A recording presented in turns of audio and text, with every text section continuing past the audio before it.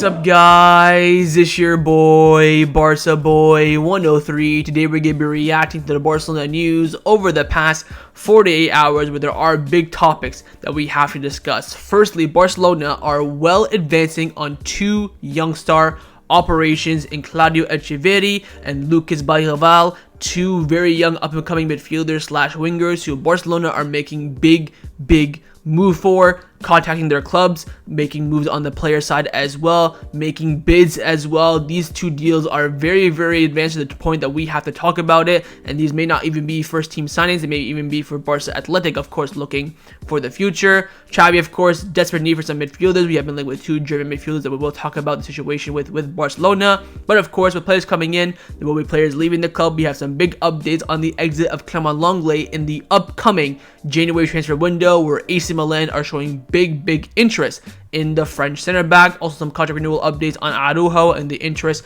with Bayern Munich. And finally, we have two big updates on Barcelona as a whole, with the Club World Cup, the new Club World Cup format, and the Super League bringing in some big implications to Barcelona, and more specifically on the Super League. We're going to analyze the whole entire situation and how Barcelona could be solving all their debt problem with receiving 1 billion euros this coming Thursday. But before we get into it, make sure you guys smash that like button down below. Let's try to get the 200 likes in this video. Be very much appreciated. And also, if you're new, make sure you subscribe down below if you haven't already, and let's get into it. Let's start off with the transfer news over the past 48 hours. Now, we're first going to be discussing two very young players who have been linked with Barcelona, and the club are monitoring their situations and pursuing them as signings for the future. First one up is a big one, and it is Claudio Echeverri. He was the Argentina captain at the Under-17 World Cup and led them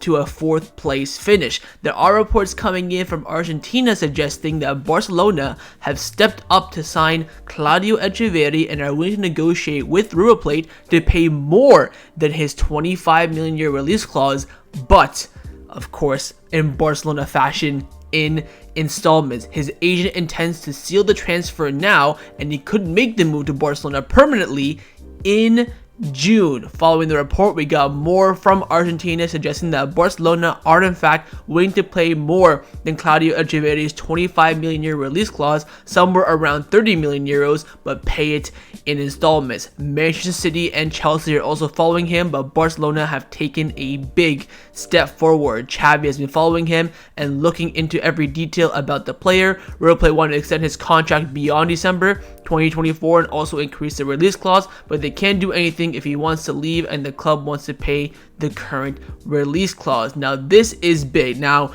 the first time I ever saw Claudio Echeverri play was at the Under-17 World Cup. I was in the gym working out. What popped up on the screen? Brazil versus Argentina. Now I'm thinking, let's watch it. Hop on the treadmill. I watched the game.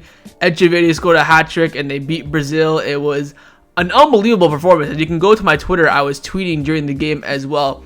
He is a very decent little player. Of course, he is a winger, fast, got good tricks to him. He's very much the profile that you expect coming out of Argentina. Now, as you all probably know, he's Argentina. The best Argentinian player, the best football player ever is Messi. And of course, Claudio Echeverri is in fact an Argentina fan. He was doing some media with the Argentine national team, and he asked what club he'd love to play for in the future, and he said in the video, in FC Barcelona besides River Plate, because I'm a big Messi fan and I used to watch him play in Barcelona, so I carried that from a very young age.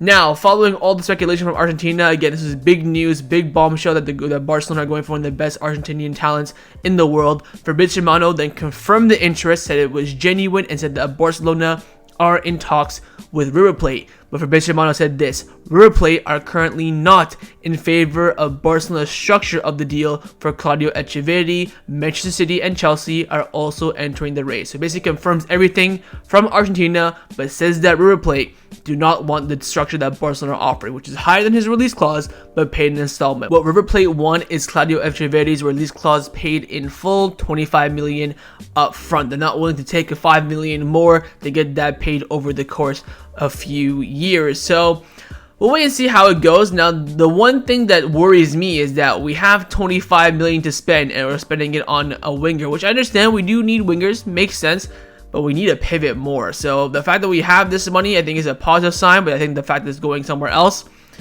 you can see it both ways. You can say, oh, it's positive because it's going to someone who's talented, which means that we have more money to get a pivot, or you can see the other way, saying that we need a pivot, but Barcelona is spending money elsewhere. So wait and see. For now, the structure that Barcelona are offering to River Plate is not in accordance with what River Plate wants, so Barcelona are gonna have to try something else, maybe offer more money in less installments, or just pay the 25 million release clause in full. So wait and see what happens. But again, Barcelona very clean on Claudio Echeverri, one of the top talents coming out of Argentina. Again, Xavi was asked about this in the pre-match press conference of Valencia. He's a great player. It's down to the scouting department. So Barcelona are tracking Claudio Echeverri and could make an offer for him in the coming future.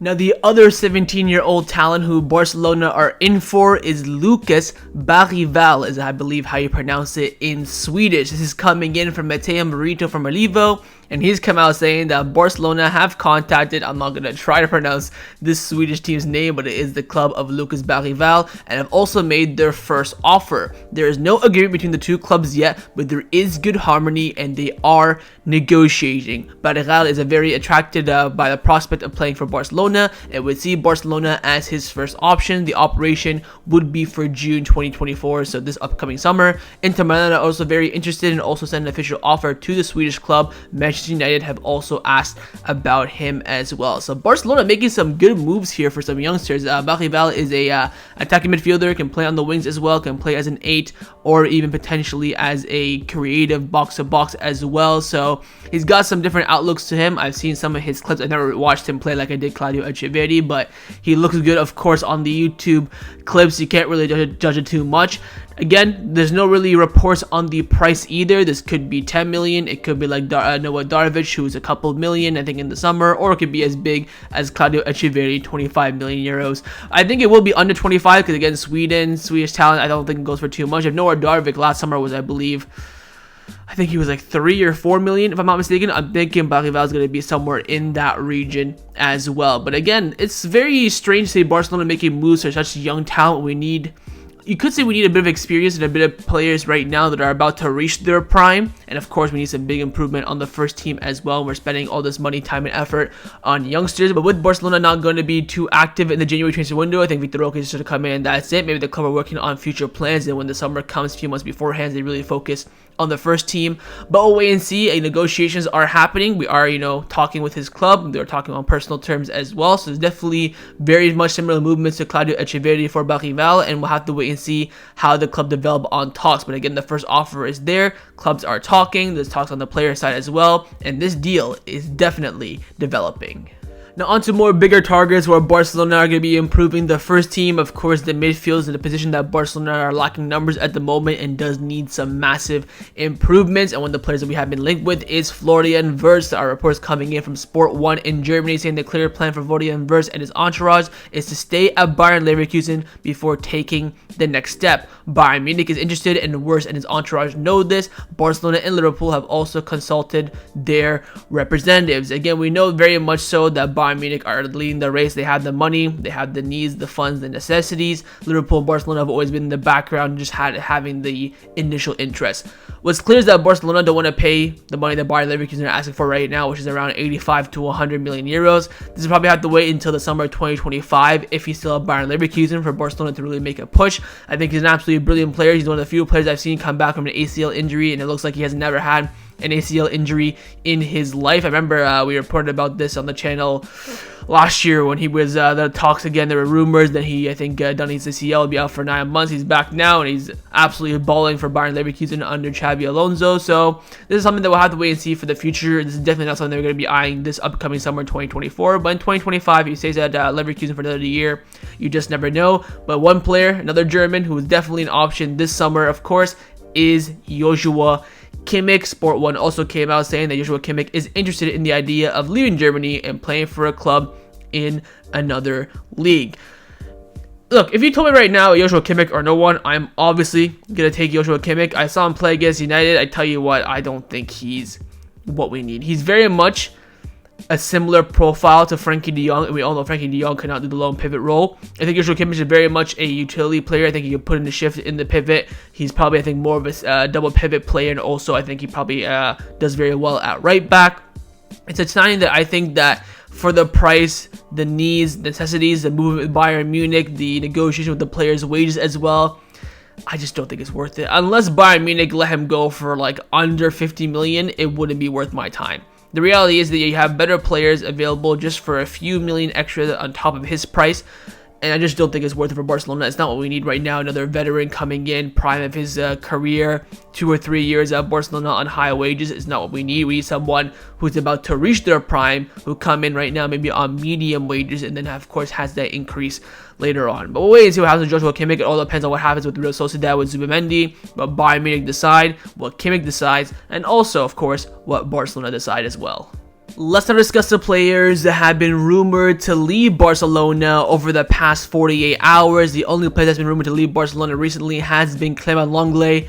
I tell you what, when these initial reports came out about, Bayern Munich and Lenglet might leaving Aston Villa, I didn't really believe it because I've seen this quite a few times with other loan players. But this Lenglet January exit from Aston Villa is in fact heating up. The news broke from Gabriel Sanz and Mundo Deportivo. He's come out saying that AC Milan are very interested in Clement Lenglet, and Barcelona are aware of this interest. He is not having a prominent role at Aston Villa. I will say this.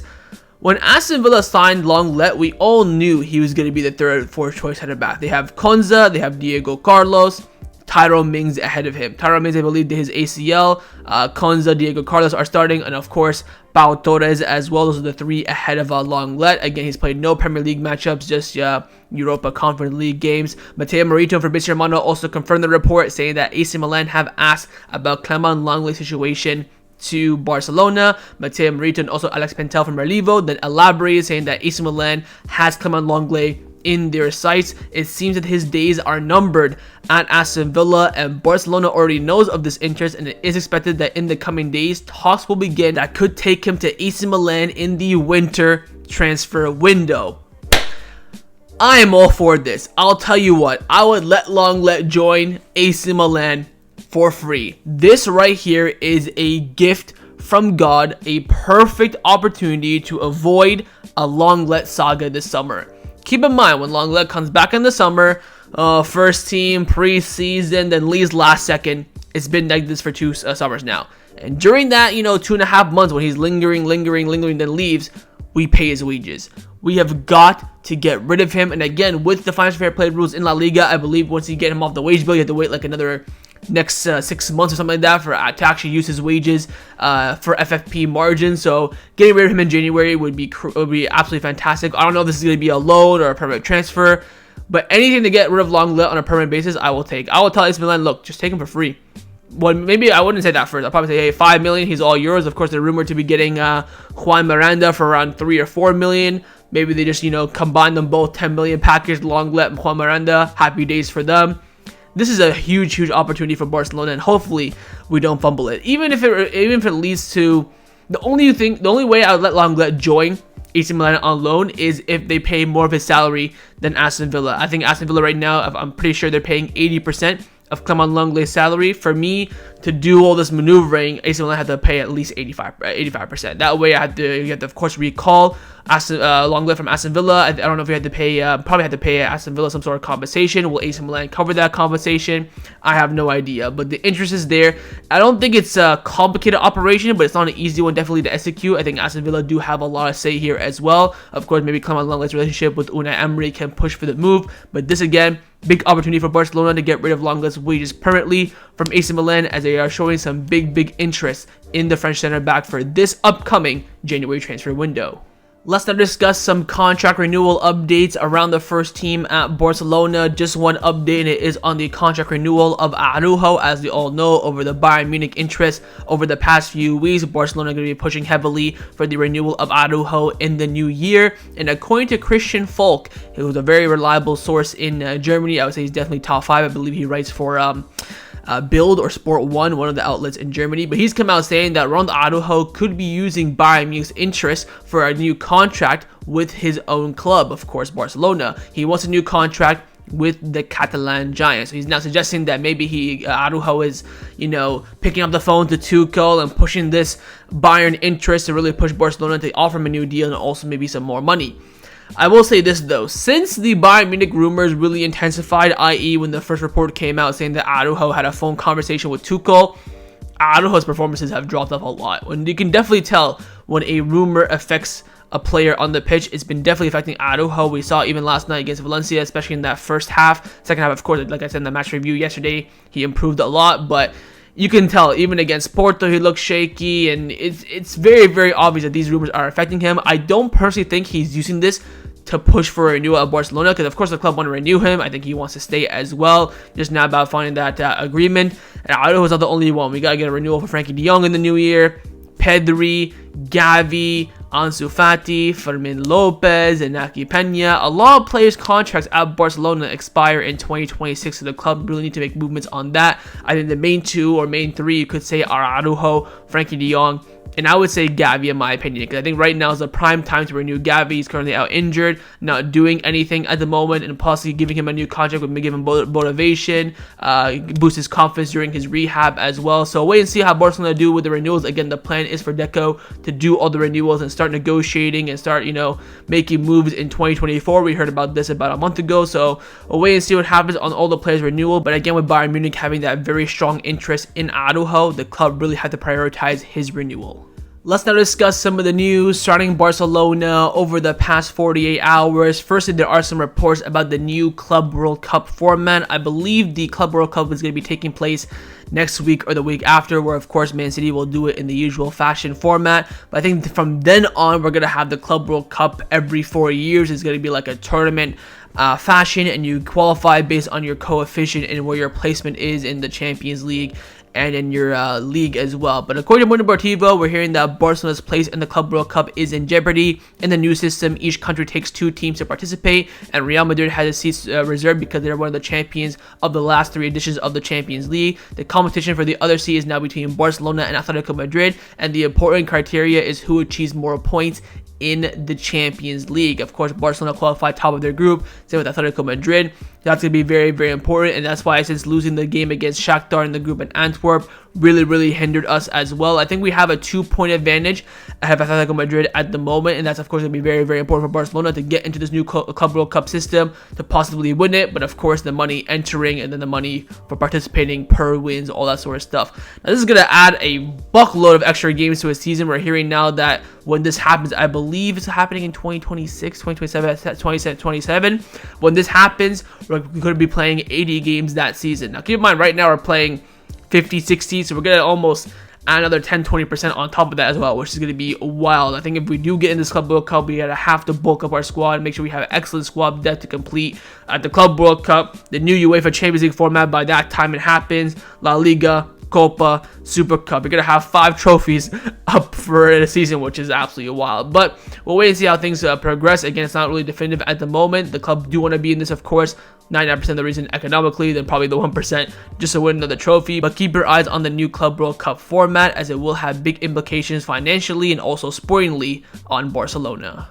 Now, the final topic that I wanted to discuss before I end off this video is to give you guys an update on the Super League ruling, which of course will be happening this Thursday, funnily enough on my birthday, and also the same day where Barcelona will be facing Club America in Dallas for an end-of-year friendly. Now, the Super League ruling is going to have massive implications on Barcelona, mainly financially. There are reports, we have a big report actually coming in from Fernando Polo from Mundo Deportivo, and he's come out with a huge report. We're going to cover it, of course, discuss and analyze it. He came out firstly saying that Barcelona and Real Madrid will receive 1 billion, that's right, with a B, 1 billion euros if the ruling on the Super League goes in their favor on December 21st. If this happens, all of Barcelona's financial problems will disappear at once. I will say this. When I've been following Barcelona, of course, long time, 15, 20 years. When they say stuff like this, it never happens. I will say this though. This would be the biggest miracle in the history of the club if we just magically get 1 billion euro from a court ruling based on the Super League. It is unfathomable. It would resurrect this club beyond belief. But I'm not getting my hopes too much on that aspect. But again, if the ruling is in the favor of Barcelona and Real Madrid, this is the reports. Again, Ronald Araujo is very, very reliable, very close from the club. We heard these reports initially from other sources. I think Frank Corras came out saying it from Sport. But Fernando Polo is top tier, very close to the club. He also came out saying this: the court's verdict on the Super League is expected to be an ambiguous one. It will make it clear that UEFA does not have a monopoly to host football tournaments. UEFA and La Liga will announce that they will have one because it will recognize their rights to host tournaments. But at the same time, A22 Sports, the dividing force between the Super League, will also announce their victory, as nobody can hold monopoly anymore and they can establish their own tournament. The key lies in here: the monopoly. The promoters of the Super League could establish a new competition complying with the principles of the European Union, so there will be no more monopoly, while UEFA defends that they're the only body who can organize tournaments. So again, that's a key point that Barcelona and the Super League and La Liga, and Real Madrid want. Is they want to have the opportunity to create their own league and not have to be going through UEFA, because right now UEFA have the only avenue to start up a new league and ask clubs to participate and offer them money to do so. When the club want to do it on their own, push out UEFA, no one's gonna care about them anymore. Again, in anticipation of the court's verdict on the 21st, which would break UEFA's monopoly to host football tournaments, UEFA, along with Nasser Al-Khelaifi, the PSG owner, and ECA, are already doing a campaign to try and collect signatures from various clubs that even if the court verdict is unfavorable for UEFA, the ones who will sign will remain with the UEFA competition. They are already working in anticipation of new competition, which is the Super League. So the president of UEFA and of course the president of the ECA, Nasser Al-Khelaifi, are already preparing in the event that the Super League is ruled in their favor to run. They want to get signatures from other clubs saying that they will commit and stay with UEFA, even though there's other avenue to earn money in play will become available, of course, breaking that monopoly effect. Contact have already been made with more than 60 clubs to join the Super League project. Initially, it will include historical European clubs which are no longer at their best, like PSV Eindhoven, Feyenoord, Red Star Belgrade, Anderlecht, Portuguese clubs, etc. Barcelona and Real Madrid are obviously going to be in it. There will be income injection for the clubs like Barcelona and Real Madrid. We're paying for the highest rewards, 1 billion, for always being part of the project. A22 Sports Management, the driving force behind the Super League project, and their CEO Bernard Richard have perfectly planned everything that once the verdict comes out on the 21st, the plans will be known. Once the court verdict comes, the Super League will no longer be a bluff. The money is already in the bank to start everything up. This is unbelievable. I remember when the Super League news first came out, everyone was losing their mind. I was doing a stream, I think, with Blaugrana Planet, all this stuff, and everyone's like, what the hell is going on?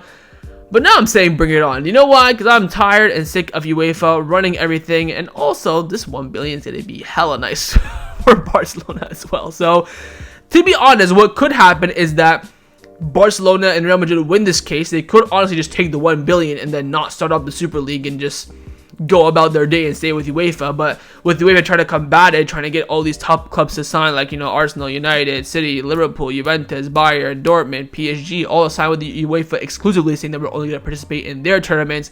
Well, of course, handle the Super League, but Barcelona can just do a Super League, get all these other teams in like Ajax and PSV, Benfica, Porto, all these big teams that have history in their country, play a little mini league and just collect 1 billion every single year. Like it's going to be like that. So this ruling is going to have a huge effect, not only on Barcelona's economic situation, which of course has been absolutely dire. I remember since I've done this YouTube channel, every single video, every single match review, transfer preview is always going to have the Barcelona financial situation lingering, but now it's going to be no more. And also going to have this freedom from UEFA as well, which is going to be absolutely huge. So this will be big for football, for Barcelona. It's going to be a huge ruling this Thursday, so stay tuned for it. If it's in the favor of Barcelona, I might make even a video right away announcing it. If it's not in our favor, I'll probably just let it be bygones. But keep your eyes on Thursday. Big day for Barcelona. Not only do we have a match that day, but a huge ruling that can change the landscape of football could be in the favor of the club. So that was my reaction to the Barcelona news over the past 48 hours. Hope you guys enjoyed this video. If you did, make sure to leave a like, and of course leave me your thoughts down below in the comments on everything we discussed. The main thing I want to first, of course, your thoughts on Barcelona being linked with the 2 stars from Argentina and Sweden, and Echeverri and Bergvall. Who would you go for? What would be your thoughts on it as well? You think it's wise that Barcelona is spending money on these young talents, or should they be focusing on the first team recruitment? Second, your thoughts on the German midfield duo and Wirtz and Kimmich. What are your thoughts on them joining Barcelona? Would you go for them or not? What are your thoughts on Lenglet going to AC Milan? Think that's going to be a reality, a possibility? Would you let him go immediately to sell? Would you let him just switch loan deals? What are your thoughts on that? And finally, your thoughts on the Super League ruling. Do you believe it'll be in the favor of Barcelona and Real Madrid or not? And of course, make sure you guys subscribe down below if you haven't already. And I will see you guys next time on the channel. Take care and Forza Barca.